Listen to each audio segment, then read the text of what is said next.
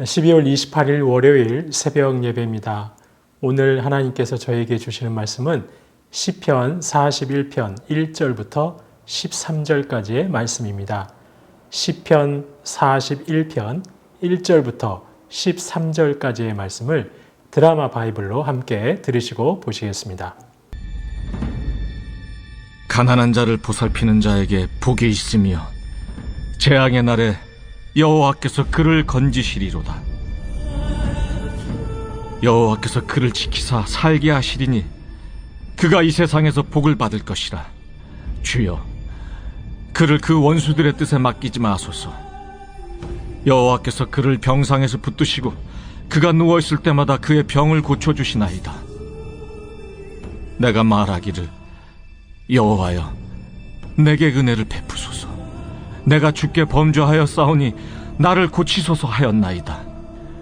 나의 원수가 내게 대하여 악담하기를, 그가 어느 때에나 죽고 그의 이름이 언제나 없어질까 하며, 나를 보러 와서는 거짓을 말하고 그의 중심에 악을 쌓았다가 나가서는 이를 널리 선포하오며, 나를 미워하는 자가 다 하나같이 내게 대하여 수근거리고 나를 해하려고 꾀하며 이르기를, 악한 병이 그에게 들었으니 이제 그가 눕고 다시 일어나지 못하리라 하오며, 내가 신뢰하여 내 떡을 나눠 먹던 나의 가까운 친구도 나를 대적하여 그의 발꿈치를 들었나이다.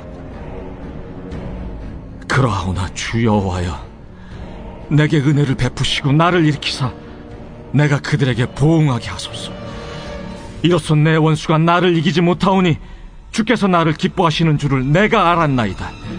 주께서 나를 온전한 중에 붙드시고 영원히 주 앞에 세우시나이다.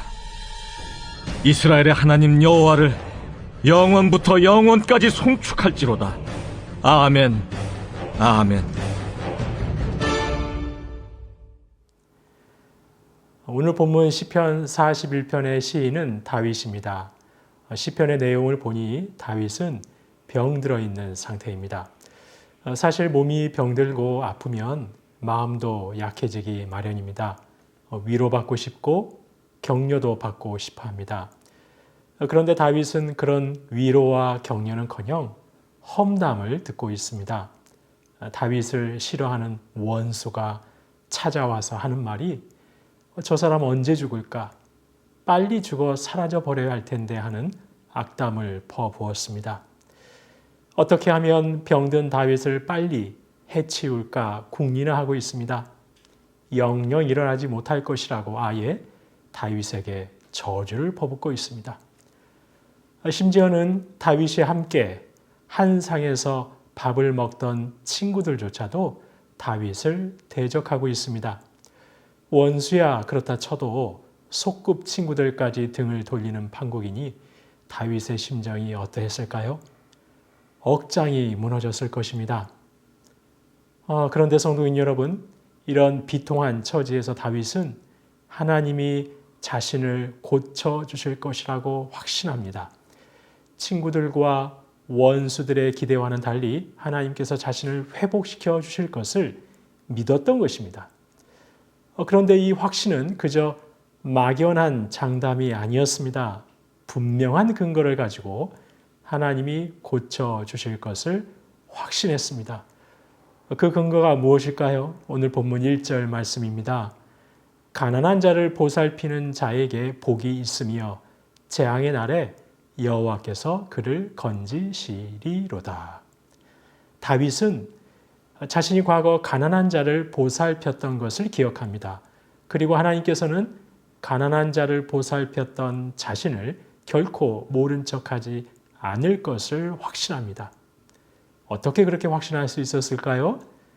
잠언 19장 17절에서 하나님이 약속해 주셨기 때문입니다.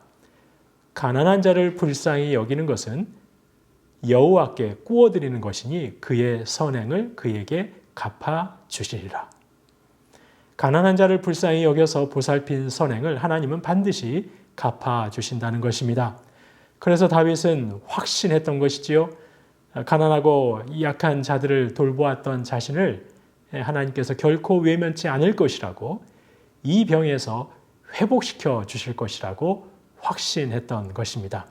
11절 말씀을 보시겠습니다. 내 원수가 나를 이기지 못하오니 주께서 나를 기뻐하시는 줄을 내가 알았나이다. 가난한 자를 보살폈던 자신을 주님께서 기뻐하시기 때문에 반드시 회복시키실 것이라고, 원수들의 기대는 무너지고 말 것이라고 확신한 것입니다.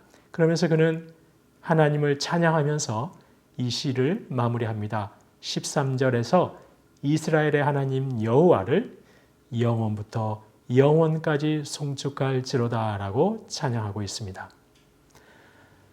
성도님 여러분, 다윗은 병들었습니다. 원수들은 그런 다윗에게 어서 죽어라고 합니다. 친구들마저 등을 돌렸습니다. 그럼에도 그는 가난한 자를 보살폈던 자신을 주님께서 회복시킬 것이라고 확신합니다. 그래서 하나님의 성호를 찬양하며 시를 끝내고 있습니다. 저희는 이상의 시편 41편의 다윗의 시에서 다음의 두 가지를 묵상할 수 있습니다. 첫째, 하나님께서는 가난하고 약한 이를 돌보는 자에게 복을 주신다는 사실입니다. 왜냐하면 하나님은 힘없는 자들을 돌보는 것이야말로 가장 가치 있는 일이라고 여기시기 때문입니다. 하나님께서는 가난하고 병든 사람을 보살피는 자, 바로 그런 자를 돌보시는 하나님이십니다. 다윗은 이 사실을 잘 알고 있었기에 하나님의 회복과 도우심을 확신할 수 있었습니다. 성도님 여러분, 주님께서 저와 여러분에게 가난하고 병들고 연약한 자를 돌보는 그런 선한 마음과 능력을 풍성하게 불어넣어 주시기를 주님의 이름으로 축원합니다. 저와 여러분이 병들고 가난한 이들을 힘써 돌보시길 소망합니다. 그러면 우리 하나님께서는 저희의 돌봄과 보살핌을 결코 잊지 않으시고 친히 저희를 돌보시고 보살펴 주실 것입니다. 또 한 가지, 오늘 본문에서 묵상할 수 있는 것은 고난 중에도 하나님을 찬양하는 것이야말로 참된 믿음이라는 사실입니다. 다윗은 육체의 질병으로 고통스러웠습니다. 친구들마저 다 등을 돌려 괴로웠습니다. 그럼에도 그는 온 힘을 다해 하나님을 찬양했습니다. 어떻게 이런 찬양이 가능했을까요? 하나님을 전심으로 믿었기 때문입니다. 하나님께서 자신에게 기어이 회복을 주실 것이라고 확신했기 때문입니다. 믿음의 찬양이었던 것이죠. 성도님 여러분, 요즘 웃을 일이 없으십니까? 온통 어두운 밤 같은 하루하루를 지내고 계시지는 않으십니까? 그렇다 하더라도 성도님 여러분, 주님을 향한 믿음의 찬양을 고백해 보시기 바랍니다. 다윗처럼 영원부터 영원까지 우리 하나님을 송축할지어다라고 찬양해 보시기 바랍니다. 그러면 하나님께서는 저희의 믿음의 찬양을 반드시 감사의 찬양 되게 하실 것입니다. 오늘 하루도 저와 여러분의 손과 마음을 통해 가난하고 병든 자를 보살피는 역사가 있기를 소망합니다. 저와 여러분의 입술과 중심에서 믿음의 찬양이 넘치시기를 소망합니다. 그리하여 마침내 회복시키시는 하나님, 믿음의 찬양을 감사의 찬양되게 하시는 하나님의 은혜와 역사를 풍성하게 누리시는 저와 여러분 되시기를 주님의 이름으로 축원합니다. 주신 말씀 기억하며 기도하겠습니다. 하나님, 저희가 가난한 자들을 보살피는 일에 소홀하지 않게 하옵소서. 그리하여 연약한 자를 보살피는 일을 잊지 않으시고 돌보시는 하나님의 은총을 누리게 하옵소서.